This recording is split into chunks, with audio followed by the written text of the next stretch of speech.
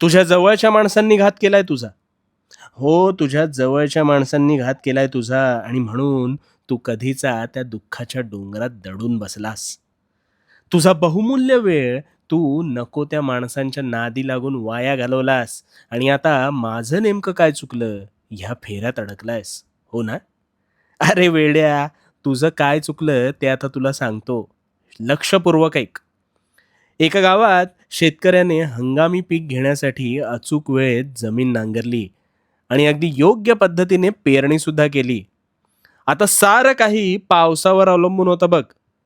एक दिवस पावसाच्या प्रतीक्षेत असताना हवेत गारवा पसरला, मातीचा सुगंध दरवळू लागला आणि बघता बघता पावसाच्या टपोऱ्या थेंबांनी धरणीचा ठाव घेतला.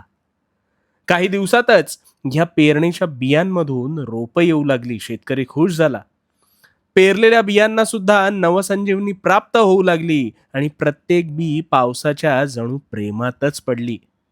रोज हलके हलके होणाऱ्या या पावसामुळे बियांची रोपं झाली आणि ती सुखावत गेली. आता मात्र या रोपांना पावसावर आतोनात प्रेम जडलं.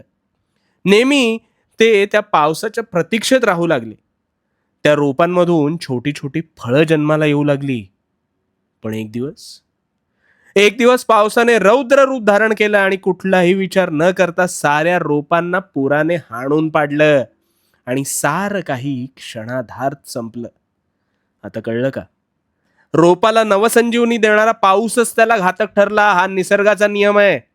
रोपाने पावसावर अतिविश्वास ठेवला तसा तू माणसांवर ठेवतोस आणि म्हणून तुला अतोनात त्रास होतो. त्यामुळे आता हे असले दुःखाचे डोंगर घेऊन अडकून पडण्यापेक्षा गोष्टी सोडून द्यायला शिक रे. त्यातच भलं आहे तुझं. कारण भिवू नकोस, मी तुझ्या पाठीशी आहे.